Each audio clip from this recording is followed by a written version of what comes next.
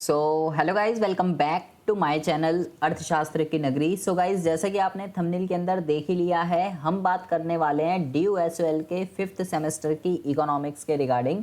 इससे प्रीवियस मैंने आपको जो है विकसित देश कौन से होते हैं, उसकी क्या क्या विशेषताएं होती हैं, विकासशील देश कौन से होते हैं, उसकी क्या क्या विशेषताएं होती हैं, इसके रिगार्डिंग हम जो है सेपरेट वीडियो जो है बना चुके हैं। अगर आपने वो वीडियो नहीं देखी है तो मेरे भाई आपसे रिक्वेस्ट है, प्लेलिस्ट के अंदर वो वीडियो ऐड है, उस वीडियो को आपको जो है ज़रूर देख के आना है। तो लास्ट वीडियो में मैंने आपको बताया था हम जो है डिस्कशन करने वाले हैं कि अब इन दोनों के बारे में हमने डिटेल में पढ़ लिया है। अब हमें बात करनी है कि इन दोनों की अगर डिफरेंस आ जाए कि भाई विकसित देश और विकासशील देशों के बीच में या अर्थव्यवस्थाओं के बीच में, देश या अर्थव्यवस्था एक ही चीज़ होती है, ठीक है, इसमें क्या अंतर होता है, अगर आपसे ऐसा क्वेश्चन पूछ लिया जाए तो भाई डिफरेंस आता है, ठीक है, तो इसका जो है क्या आंसर होना चाहिए। देखिए बहुत ज़्यादा ध्यान से सुनेंगे।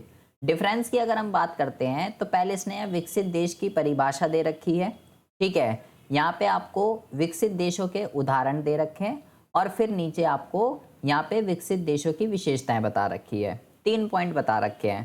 पहली बता रखी है आपको पहली आपको बता रखी है परिभाषा, दूसरे आपको बता रखे हैं उदाहरण और तीसरी आपको बता रखी है विशेषताएं, ठीक है।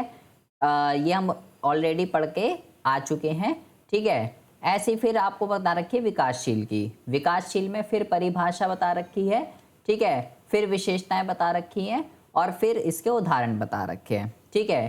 तो आपको जो अंतर पढ़ना है, कहाँ से पढ़ना है, ये नहीं पढ़ना है आपको, ठीक है, ये नहीं पढ़ना है आपको। आपको जो अंतर पढ़ना है, आपको यहाँ से सिर्फ क्या पढ़ना है, आपको यहाँ से जो सिर्फ पढ़ना है वो आपको पढ़ने हैं उदाहरण। देखिए यहाँ पे आप देखेंगे कि यहाँ पे आपको उदाहरण दे रखे हैं विकसित देशों के, अमेरिका, ब्रिटेन, जापान, इसमें से आप, क्योंकि एग्जाम में ना पूछ लेता है कि विकसित देशों के कुछ उदाहरण बताइए, विकासशील देशों के कुछ उदाहरण बताइए, तो एग्जाम में पूछ लेता है, आपको सिर्फ यहाँ से उदाहरण पढ़ने हैं, ठीक है जी। अच्छा, इसी तरीके से विकासशील के भी आप पढ़ लीजिएगा कि विकासशील देशों के कौन कौन से हैं, भारत, चीन, ब्राज़ील, सऊदी अरबिया, ये यहाँ पे जो है कुछ उदाहरण लिखे हुए हैं। डिफरेंस आपको जो बेसिकली पढ़ना है वो पढ़ना है यहाँ से। यहाँ पे आप देखेंगे, यहाँ पे आपको जो है कितने डिफरेंस बता रखे हैं, यहाँ पे आपको जो 9 डिफरेंस बता रखे हैं, ठीक है। यहाँ से आपको पढ़ना है, क्योंकि ये जो डिफरेंस जब भी हम लिखते हैं तो भाई तालिका में लिखते हैं और वो ऐसा होना चाहिए, पॉइंट वाइज होना चाहिए, ठीक है जी। तो सबसे पहला जो डिफरेंस होता है विकसित देश और विकासशील देशों में, यहाँ से आपको पढ़ना है, ठीक है। ये ऊपर का कुछ नहीं पढ़ना, ऊपर का सारा आप छोड़ सकते हो, वो कुछ नहीं है, वो सब हम ऊपर पढ़ के आ चुके हैं।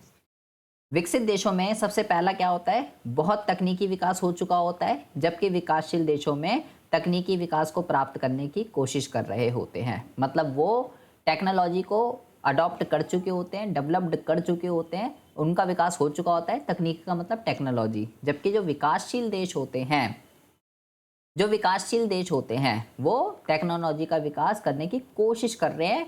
अचीव जब हो जाएगा तब जाके वो विकसित में कन्वर्ट होते हैं। सबसे पहला और सबसे बड़ा डिफरेंस जो है वो होता है टेक्नोलॉजी का। अच्छा जी, ठीक है। उसके बाद हम बात करते हैं दूसरे डिफरेंस की। बहुत इजी लिखा हुआ है, बहुत आसान है और ये हम पहले भी पढ़ के आ चुके हैं, अगर आपको विशेषताएं याद है, ठीक है जी।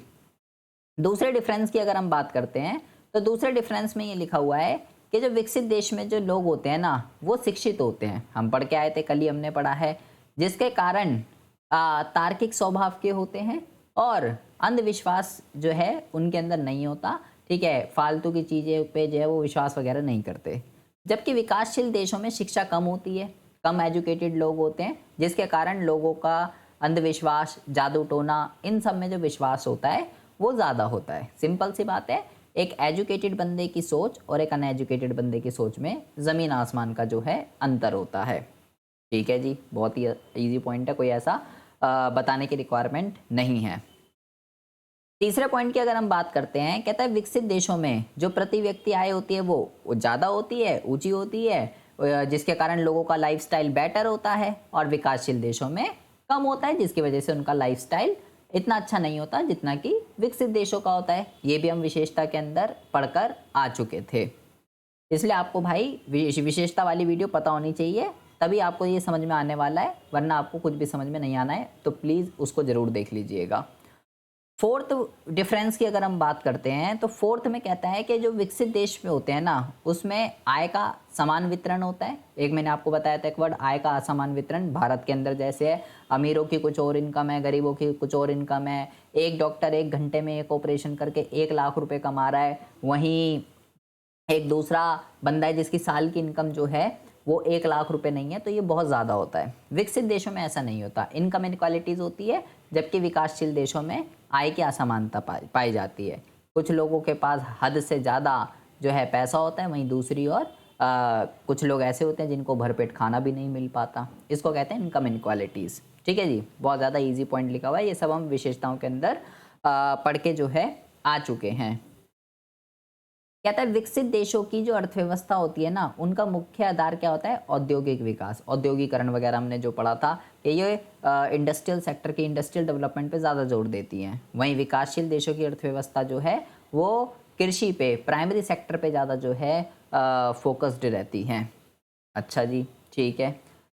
सिक्स्थ पॉइंट की अगर हम बात करते हैं तो सिक्स्थ पॉइंट में लिखा हुआ है कि विकसित देशों में उत्पादन के सभी साधनों का अनुकूलतम उपयोग जो है होता है। उत्पादन के सभी साधन, वो सारी की सारी चीज़ें, संसाधन किसको कहते हैं, फैक्टर ऑफ प्रोडक्शन को, वो सारी चीज़ें जो वस्तु और सेवा के उत्पादन में यूज़ की जाती है, सबका ऑप्टिमम यूटिलाइजेशन, मतलब कोई भी रिसोर्स वेस्ट नहीं जाता। जबकि विकासशील देशों में कम तकनीकी विकास के कारण उत्पादन के सभी साधनों का अल्पतम उपयोग होता है, मतलब उनका फुल्ली यूटिलाइजेशन नहीं हो पाता, जिससे संसाधन की बर्बादी होती है। मतलब जितना हमको उसका यूज़ करना चाहिए उतना हम जो है उसका यूज़ नहीं कर पाते हैं। सेवंथ पॉइंट की अगर हम बात करते हैं तो सेवंथ में ये लिखा हुआ है कि विकसित देश जो है अपने सभी कामों को आर्थिक समृद्धि के लिए करते हैं, कि कैसे भी हमारा देश जो है वो विकास करना चाहिए, समृद्धि होनी चाहिए, जीडीपी बढ़नी चाहिए, राष्ट्रीय आय बढ़नी चाहिए। जबकि विकासशील देशों की मुख्य चिंता देश का आर्थिक विकास को बढ़ाना होता है। बहुत ज़्यादा ध्यान से सुनेंगे, वो किस पे बात करता है, आर्थिक समृद्धि की, ठीक है, और ये किस पे बात करता है, आर्थिक विकास की। तो भाई ये दोनों क्या होते हैं, इन दोनों में क्या डिफरेंस होता है, सबसे पहली वीडियो मैंने आपको यही बना के दी है, और इसके ऊपर डिफरेंस मैंने बोला है घर से लिख के लेके जा सकते हो। फिक्स क्वेश्चन है, ये एग्जाम में आएगा ही आएगा कि आर्थिक समृद्धि और आर्थिक विकास में क्या अंतर होता है बताइए। तो ये आपको जो है तालिका सहित, और इसके अंदर पूरा आंसर है, वहीं से आपको पढ़ना है। ये बहुत ही ज़्यादा इंपॉर्टेंट क्वेश्चन है, ठीक है, आर्थिक समृद्धि और आर्थिक विकास। उसके बाद हम बात करते हैं एट्थ पॉइंट की। एट्थ पॉइंट की अगर हम बात करते हैं तो एट्थ में लिखा हुआ है कि विकासशील देशों में बर्थ रेट, डेथ रेट कम होती है, और विकसित में कम होती है, और विकासशील में ये ज़्यादा होती है। ये हम विशेषता के अंदर जो है पढ़कर आए थे। लास्ट पॉइंट में कहता है विकसित देशों की जो जीडीपी का आकार होता है वो बहुत ज़्यादा बड़ा होता है, जिसके कारण हेल्थ सर्विसेज, एजुकेशन, इंफ्रास्ट्रक्चर, ये सारी चीज़ें बहुत ज़्यादा अच्छी होती हैं। वहीं अगर हम बात करते हैं आपकी विकासशील की, तो विकासशील में सब कुछ इसके उलट होते हैं। जीडीपी वगैरह कम होती है, इतनी अच्छी एजुकेशनल, इतनी अच्छी हेल्थ सर्विसेज, इतना अच्छा इंफ्रास्ट्रक्चर वगैरह जो है वो उसके अंदर, उस अर्थव्यवस्था के अंदर इतना अच्छा नहीं होता जितना कि विकसित के अंदर होता है।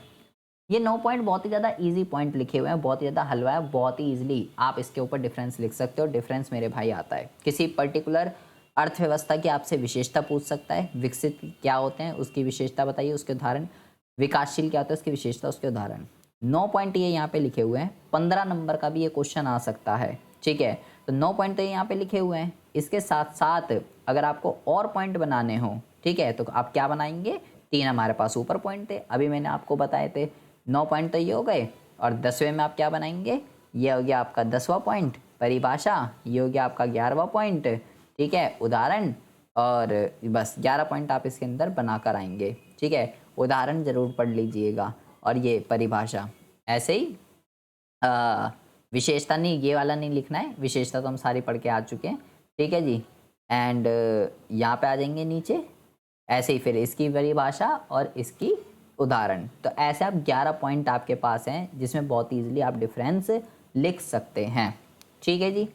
अच्छा, आई होप आपको जो है ये टॉपिक बहुत ही अच्छे से समझ में आ चुका होगा। इसमें आपको कोई भी डिफरेंस समझ में नहीं आ रहा, कोई भी पॉइंट आपको समझ में नहीं आ रहा, आप मेरे को कमेंट बॉक्स में कमेंट कर सकते हैं, या नीचे जो है अगर आपको कोई भी ज़्यादा डाउट है, मेरा इंस्टाग्राम का यूज़र नेम आ रहा होगा, दुग्गल_रिटर्न, आप मेरे को इंस्टाग्राम पर जो है कोई भी पूछ सकते हैं, जो भी आपका डाउट है, जो भी आपका इशू है, कुछ भी चीज़ आपको समझ में ना आ रही हो। सिस्टमैटिक वे से सीरियल वाइज जो है आप वीडियो को देखते रहिए। बहुत ही ज़्यादा ईजी इकोनॉमिक्स है ये, ऐसी कोई हवा नहीं है कि इसके अंदर आपको जो है बहुत ज़्यादा पढ़ना पड़े। फुल्ली थियोरेटिकल है और मैं बहुत ही स्लो आपको जो ये सारी चीज़ें जो है इतनी आसानी और इतना डिटेल में जो है समझा दूंगा। आपको इसको पढ़ने की ज़रूरत नहीं होगी, आप खुद बना के लिख के आ जाएंगे। नेक्स्ट वीडियो में हम जो बात करने वाले हैं वो बात करने वाले हैं सस्टेनेबल डेवलपमेंट की धारणीय विकास की। बहुत ही ज़्यादा इम्पॉर्टेंट टॉपिक है ये, ठीक है। एग्ज़ाम के अंदर फिक्स है, शॉर्ट नोट के अंदर या कहीं भी इंडिविजुअल क्वेश्चन इसके ऊपर एग्ज़ाम में आएगा ही आएगा मेरे भाई, ठीक है। धारणीय विकास क्या होता है, इसके क्या क्या कार्य होते हैं, इसकी क्या परिभाषा है, ये सारी चीज़ें ये एग्ज़ाम के पॉइंट ऑफ व्यू से बहुत ही ज़्यादा इम्पॉर्टेंट है। तो इसके ऊपर शॉर्ट नोट जो है आएगा ही आएगा। फिर ये तो अपनी बच्चों की चीज़ें, पर्यावरणीय समस्याएं, तो ये सब जो है इजी है, इस पे कोई ज़्यादा ऐसा कोई वो नहीं है। लेकिन हम सस्टेनेबल डेवलपमेंट पे जो है सेपरेट पढ़ने वाले हैं कि ये क्या होता है और इसकी क्या क्या विशेषताएं होती है, क्या कार्य होते हैं इसके, ठीक है। क्या होता है सस्टेनेबल डेवलपमेंट एंड नवीकरणीय संसाधन, अनवीकरणीय संसाधन कौन से होते हैं, सारी सारी चीज़ें हम जो है यहाँ पे पढ़ने वाले हैं, ठीक है जी। तो मिलते हैं आपसे नेक्स्ट वीडियो में ऐसे इंटरेस्टिंग टॉपिक के साथ। तब तक के लिए have a good day, bye bye, take care.